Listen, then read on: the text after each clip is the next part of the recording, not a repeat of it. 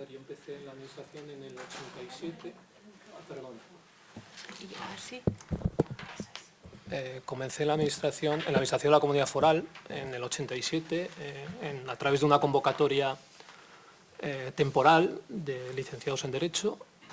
Estuve hasta el 88, en el que aprobé una convocatoria similar en la Mancomunidad de la Comarca de Pamplona, en régimen temporal también. En el 91 aprobé la oposición de la Mancomunidad de la Comarca de Pamplona en régimen laboral. El puesto se convocó en régimen laboral. En el 98, creo, 97, 98, en los procesos de funcionarización que se desarrollaban entonces, mi puesto y mi relación jurídica con la mancomunidad fue sometida al régimen funcionarial. En 2003 fui designado director de la asesoría jurídica del Ayuntamiento de Pamplona hasta 2015, en que fui cesado en ese puesto. Volví a la mancomunidad a mi puesto, fui de nuevo designado como director de la asesoría jurídica del Ayuntamiento de Pamplona en 2019 y estuve hasta el 31 del 12 de 2023, en que volví a mi puesto donde estoy ahora en la mancomunidad. En cuanto a la Junta de Contratación, fui designado, a la Federación de Municipios le corresponden dos, Federación de Municipios y Concejos de Navarra, le corresponden dos vocales en la Junta. Uno de ellos ha de ser designado entre funcionarios de entidades locales de Navarra. Entonces, fui designado por primera vez en 2008.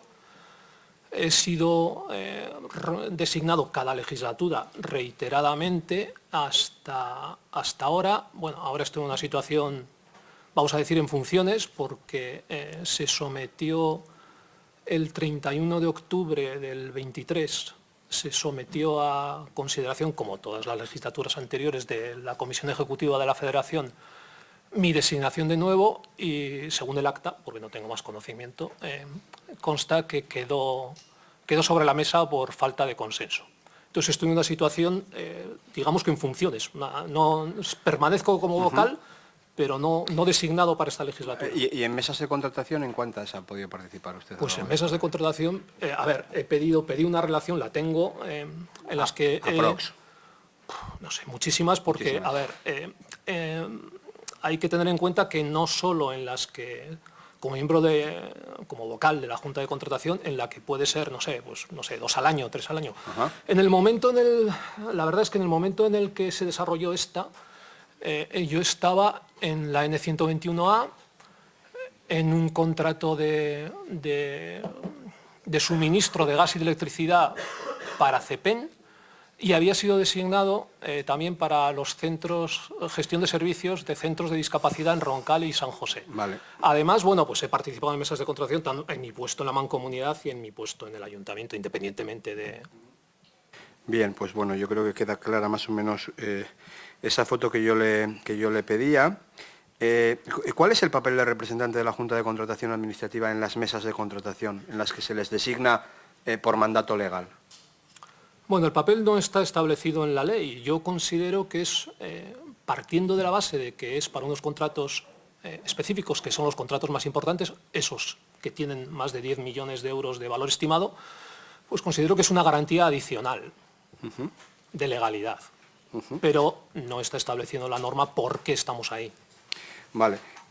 Por tanto, de alguna forma, lo que se podría decir es que ustedes, no usted en concreto, sino quienes forman parte de la Junta de Contratación Administrativa, pues de alguna forma son especialistas precisamente, ¿no?, en contratación pública, ¿no? Una especie de letrado reforzado, ¿no?, especializado en esta cuestión. Bueno, ese ¿no? es el requisito legal, o sea, para ser designado se supone que eres especialista en contratación pública. Vale. Los miembros del Gobierno han insistido en repetidas ocasiones pues que esta mesa de contratación se incorporaban 2 jefes más de servicio y ellos dicen, los miembros del Gobierno dicen que esto suponía pues una mayor transparencia y control de la limpieza del proceso, ¿no?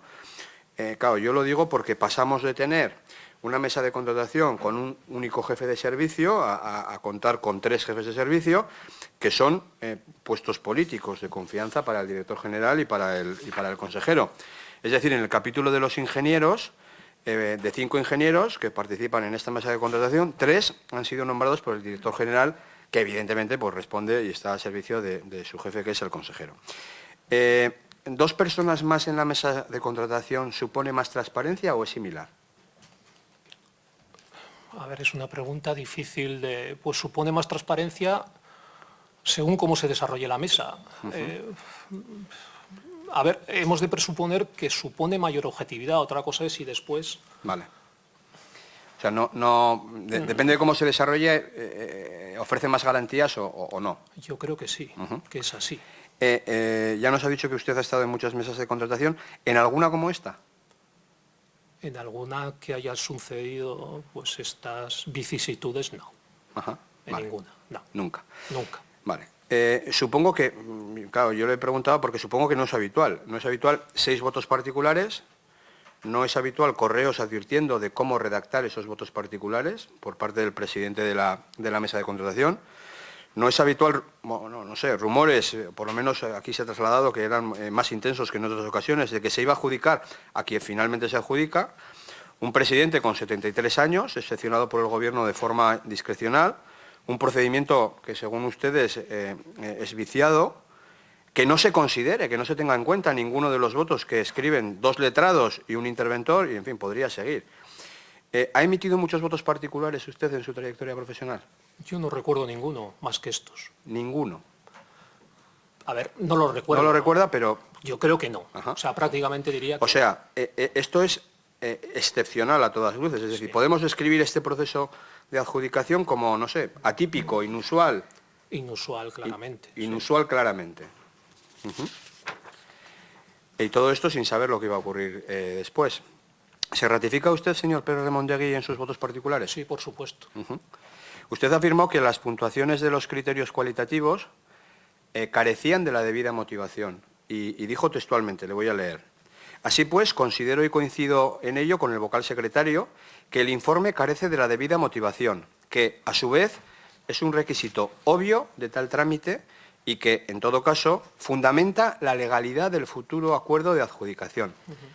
A ver si yo lo he entendido bien. Lo que usted quiere decir es que esas motivaciones que no existen son necesarias para garantizar la legalidad de la propuesta de adjudicación. Exacto. Ajá. Por tanto, sin ellas no se garantiza la legalidad de la propuesta de adjudicación. Sin ellas, la adjudicación no es conforme a la ley. No es conforme a la ley. La adjudicación no es conforme a la ley. Hay algo muy importante que quiero destacar en este contexto. En todas las adjudicaciones, efectivamente, tienen que ser bien fundadas las valoraciones, bien motivadas las puntuaciones técnicas, creo que esto debe ser así, pero cuando además se sabe, como es este caso, que es determinante, creo que con más motivo se tiene que ser mucho más riguroso. Y yo creo que, si no me equivoco, según he leído en las actas, todos ustedes, según recogen las actas, sabían lo determinante de la adjudicación, que lo determinante para la adjudicación, mejor dicho, era la valoración de las ofertas técnicas, pues el resto de los criterios, también el económico, iban a venir a resultar irrelevantes. Si esto era así, y ahora sí le pregunto, ¿está de acuerdo conmigo en que, a juicio de 2 letrados y de un interventor, la cuestión que era determinante para saber a quién se le adjudicaban 76 millones de euros no estaba bien explicada, no estaba bien motivada y, por tanto, podía dar lugar a que se vulneraran los principios legales de igualdad de trato y de transparencia? Sí. Muy bien. Según su criterio, señor Pérez Remondegui, ¿apreciar la suficiencia de una motivación a efectos de garantizar el cumplimiento de los principios de igualdad de trato y de transparencia que exige la Ley Foral de Contratos Públicos es una cuestión más de tipo ingenieril o de tipo técnico-jurídico? Es decir, ¿quién garantiza la legalidad del proceso? No, por supuesto, es una cuestión jurídica, es una cuestión reiteradamente establecida lo establece la ley, lo establece la jurisprudencia, lo han establecido los tribunales de contratación, el central de recursos contractuales y el nuestro, y por supuesto es una cuestión jurídica que le corresponde en primer lugar al secretario y en segundo lugar pues al interventor y a mí. En ningún caso a los ingenieros. No, claro que no. Ellos valoran técnicamente, es su especialidad, la ley les otorga esa capacidad, además es la lógica pura, en función de sus conocimientos, pero claro, tienen que hacerlo, esa valoración la tienen que hacer de acuerdo con la ley. Yo le hago esta pregunta porque, en fin, a veces aquí escuchamos a compañeros de otras formaciones políticas decir que, bueno, que era más de un tipo ingenieril que técnico jurídico. Ha quedado claro que para usted no es así, ¿vale? Hay una segunda discrepancia en el informe que también se pone en cuestión y aunque usted recoge que no estaba al inicio, sí afirma en su voto particular, y abro comillas, no obstante de decir que si efectivamente se acordó y se ejecutó un sistema que no era igualitario, podría concurrir una infracción del ordenamiento jurídico añadida al defecto de motivación. En este sentido, la solución propuesta por el vocal secretario, de haberse aprobado, habría salvado la legalidad de la valoración en este concreto aspecto. Y cierro comillas. Supongo que usted se refiere a la propuesta del vocal secretario por la que pide que sea sustituida la puntuación del presidente, al estar viciada porque tenía en su poder las puntuaciones del resto de compañeros y, por tanto, pudo decidir la adjudicación con sus puntuaciones. Eso es. Vale. Si se hubiera estimado, según usted, se hubiera salvado la legalidad. Interpreto, por tanto, que al no hacerlo, en esto tampoco se salva la legalidad. Efectivamente. O sea, no se salva la legalidad tampoco en esta cuestión. Por tanto, a su juicio, a juicio del interventor y a juicio del vocal secretario, además de que no hay una base sólida que argumente las puntuaciones, a esto se une el procedimiento, que está viciado y que no garantiza la limpieza de esa propuesta de adjudicación. Así es. Así es. Según mi criterio. Bueno, pues vaya si es efectivamente inusual este proceso de adjudicación. ¿Qué piensa usted, señor Pérez Remondegui, cuando es público, cuando usted conoce, entiendo que al mismo tiempo que los demás, que la UCO registra a Servinávar, que Cerdán es propietario del 45% de Servinávar, que entra en la cárcel, que además entra en la cárcel porque hay una trama corrupta con mordidas por adjudicación de obra pública y que en esa trama al menos hay 2 empresas que están siendo investigadas y que han sido adjudicatarias de la mayor obra pública de Navarra de los últimos 10 años? Bueno, a ver, evidentemente pues me resulta impactante, pero bueno, simplemente porque, a ver, yo estoy en el procedimiento administrativo, nunca me ha pasado esto en el desarrollo de un contrato, pero... Claro, usted forma parte de una mesa de contratación que se puede calificar de cualquier manera menos ordinaria. Bueno, el desarrollo de la mesa. El desarrollo de la mesa se puede calificar de cualquier manera menos ordinaria, y donde se termina adjudicando precisamente, pues eso, a la UTE de Santos Cerdán. ¿Usted se sintió más tranquilo después de conocer todo esto que conocemos hoy, estas noticias, sabiendo que realizó un voto particular advirtiendo de ilegalidades en el procedimiento? Bueno, a ver, yo hice lo que tenía que hacer de acuerdo con la ley, siempre he intentado hacerlo y, bueno, no... Vale. Bueno, supongo sí, que sí, ver, ¿no? O sea, no sé. Sí, supongo que sí, pero Sí, a ver, no es una circunstancia extraordinaria. O sea, lo extraordinario es lo que pasó después. Lo entiendo. Pero yo hice un voto particular pues porque consideraba que no era de acuerdo con la ley, lo sigo considerando, y lo otro son circunstancias añadidas que ocurren un año después, bueno, que estamos 2 años después. Bueno, yo les estoy haciendo esta pregunta que viene ahora a todos los intervinientes, comparecientes. ¿Puede asegurar usted que no hay corrupción ni mordidas en la adjudicación de los túneles de Belate? ¿Sí o no? No, yo no puedo asegurar eso porque no está en mi poder, ¿no? Vale. ¿Conocía usted al señor Polo? No, yo le conocí en la mesa de contratación, nunca la había visto y yo, la primera vez que hablé con él fue una llamada que me hizo precisamente pues, diciéndome que tenía que acudir ahí porque la vocal titular había renunciado. ¿Conoce usted a más funcionarios con más de 70 años en activo? No. No, vale. Convendrá conmigo que se mantenga en su puesto con más de 70 años es algo también atípico o inusual. ¿Se habló en las reuniones que ustedes mantuvieron de que el señor Polo había puntuado o había podido puntuar conociendo las puntuaciones del resto de los ingenieros? Sí. Sí, se habló. Sí, en las reuniones las dos únicas reuniones formales que se desarrollaron, que se realizaron, que fueron el día 8 y el 14 de junio, en ellas, ya en la primera, se manifestó el problema. Allí yo era la primera vez que acudía al departamento y allí ya escuché en boca del secretario y del interventor, bueno, pues que las circunstancias eran esas, que había una puntuación Había 4 puntuaciones, el presidente había encargado 4 puntuaciones al resto de los miembros técnicos, considerándose el miembro técnico, había recogido esas puntuaciones, había votado después y había proporcionado la votación total. Ajá. Eso se manifestó ahí reiteradamente. Vale. Y el señor Polo, cuando ustedes entiendo que cuestionaban, porque es lo que señalaron en sus votos particulares, ¿el señor Polo en algún momento dijo que había votado él en tercer lugar? No. No. ¿Y enseñó algún documento que demostrara que, no sé, pues que, mire, pues este es el momento en el que yo con esta fecha hice la puntuación? ¿Enseñó algún documento? ¿Cuestionó eso que se le estaba achacando de alguna manera? No, es que tampoco se cuestionaba por nadie, o sea, era un hecho que allí se manifestó, como digo, por el secretario del interventor, y de lo que hablamos el 8 y el 14 era realmente de la motivación. Le dimos 20 vueltas a eso y lo otro se manifestó allí con claridad, pero no. Pero él no... No, nadie... pero bueno, entiendo que otros... Pero bueno, él que de alguna forma no. estaba No. en primera persona siendo... No, él no dijo que, que las circunstancias de hecho no fueran así. Vale, perfecto.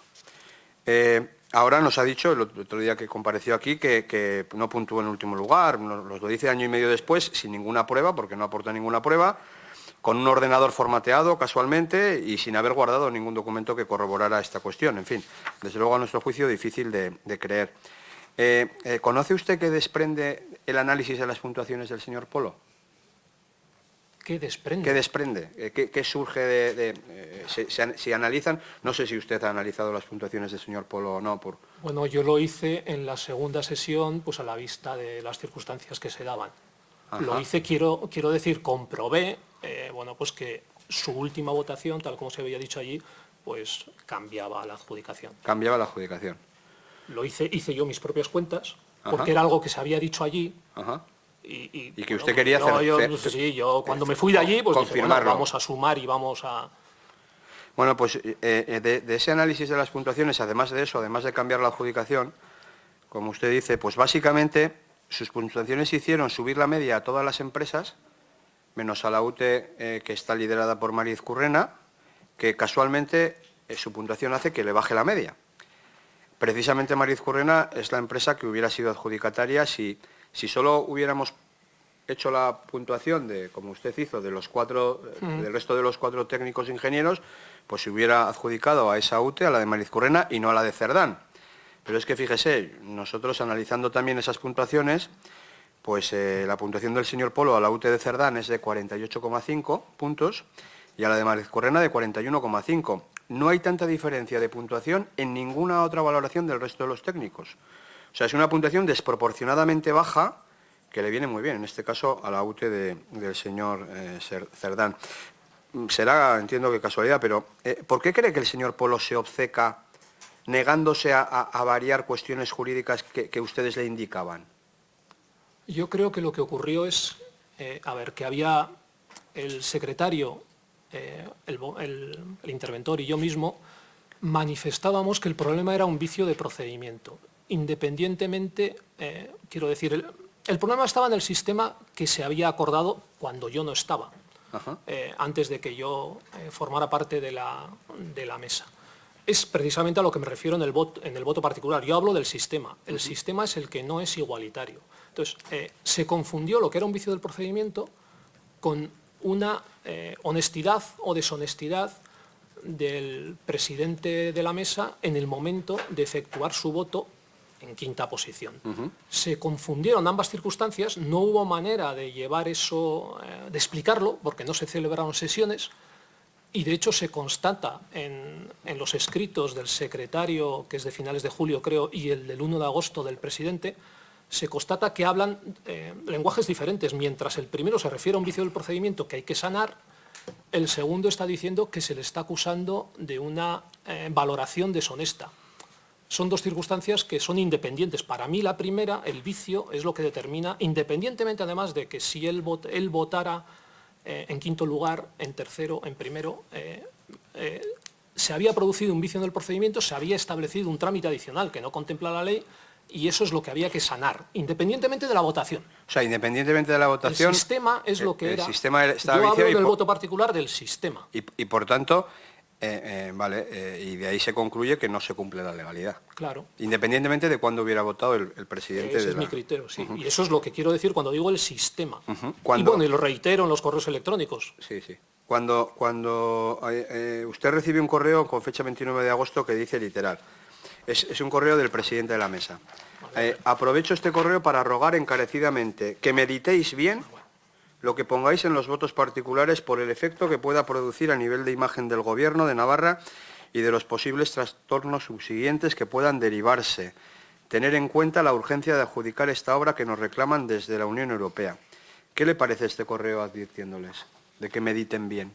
Pues me parece completamente incorrecto. Y no puedo decir más. Yo, desde luego, no le hice ningún caso, como es evidente. Sí. ¿Le había ocurrido algo similar en otras mesas de contratación? No. Nunca. El señor Vallejo, cuando estuvo aquí, que es uno de los vocales de la mesa, como usted bien sabe, nos dijo que el presidente de la mesa le pidió repensar sus puntuaciones técnicas y además le acusó de favoritismo. El señor Ansorena nos contó cómo el presidente de la mesa le dijo que era mejor que no saliera una determinada UTE, que no resultara adjudicataria, y el señor González nos dijo que el presidente le había hablado mal también de una de las UTEs. ¿Ha tenido usted conocimiento en su larga trayectoria, en alguna otra ocasión, en la que un presidente de una mesa de contratación intente influir en el voto de otros vocales, como lo ha hecho en esta ocasión el señor Polo? No, por supuesto que no. Nunca. ¿Cómo calificaría jurídicamente este proceder?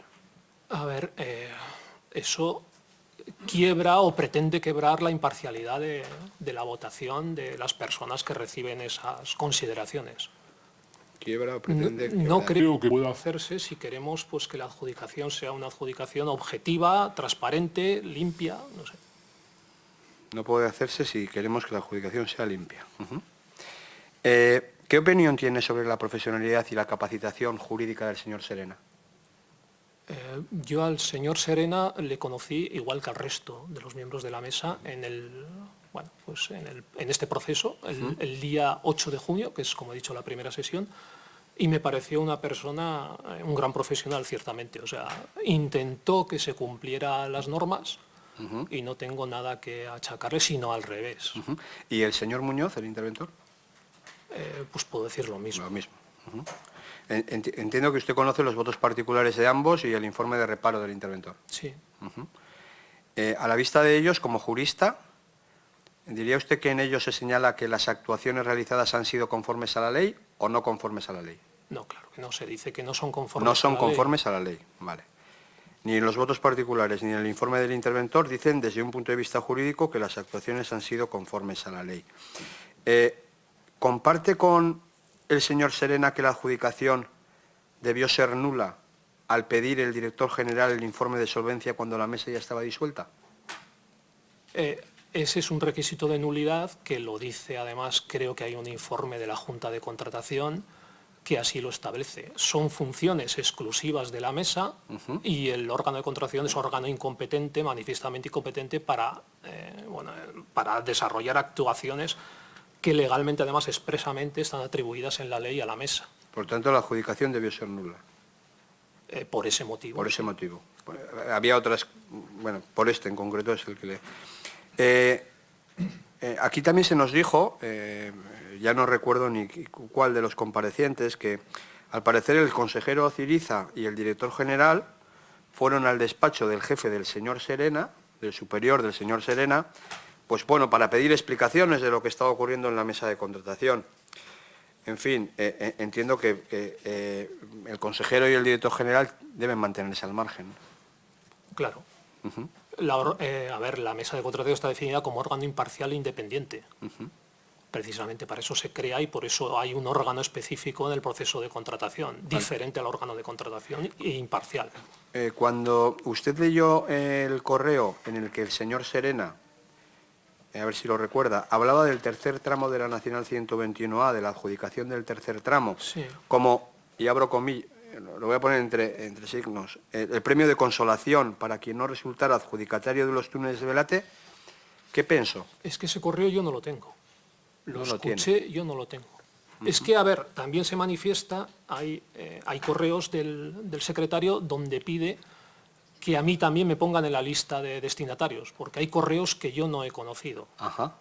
O sea, Pero bueno, este es uno. cuando el señor Serena, que escribe y deja por escrito una cuestión como esta, Es que, ¿usted claro, ¿usted le da credibilidad a esa afirmación? No lo sé. Es que... No sabe.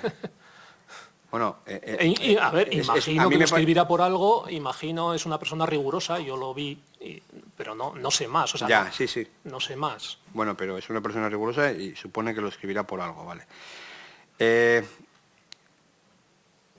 Claro, es que yo creo que un letrado de la profesionalidad del señor Serena, pues poner por escrito algo así, si no lo piensa, pues evidentemente no lo hubiera puesto. ¿Le ha ocurrido en otras mesas que se pidan reuniones presenciales y no se lleven a cabo? No. No. Ujú.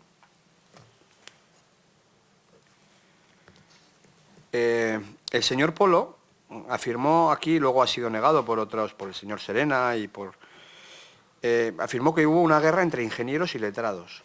¿Usted lo comparte? No. No.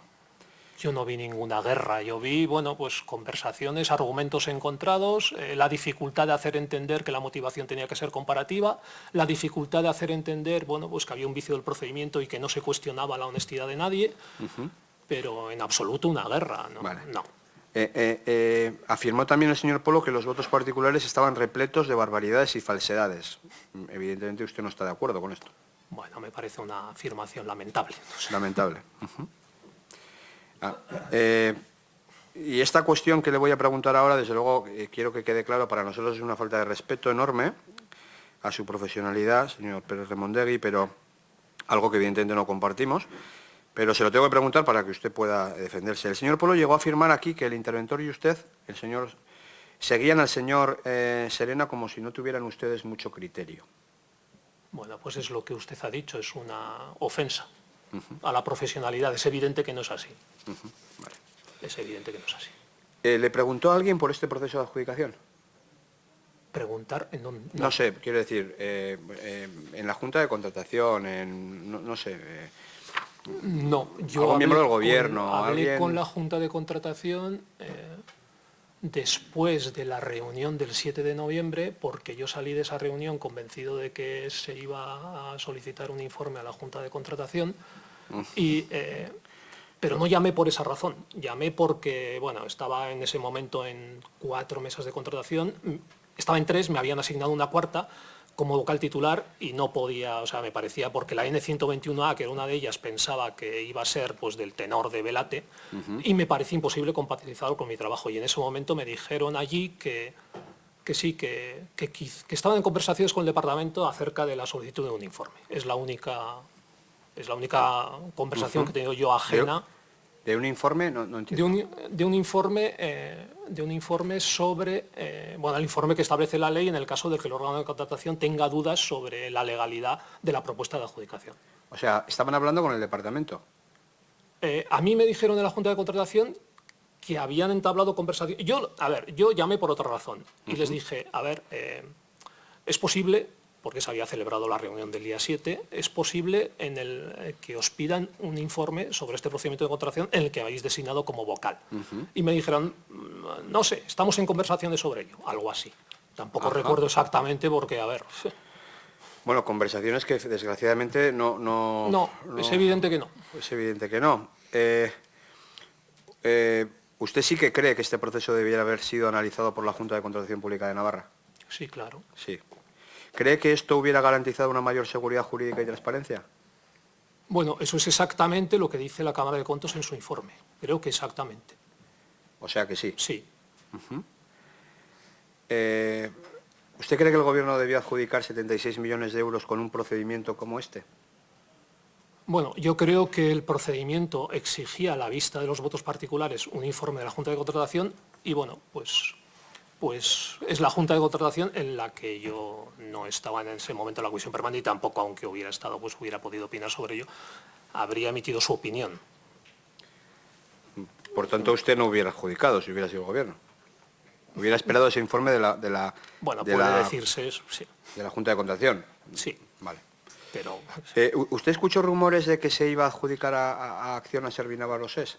no, No, yo, porque sí a que ver, yo hubo- soy ajeno al departamento, sí que lo escuché eso en las mesas en las dos reuniones, pero evidentemente a mí nadie me... O sea, yo lo escuché de los miembros de la mesa que lo habían escuchado a su vez.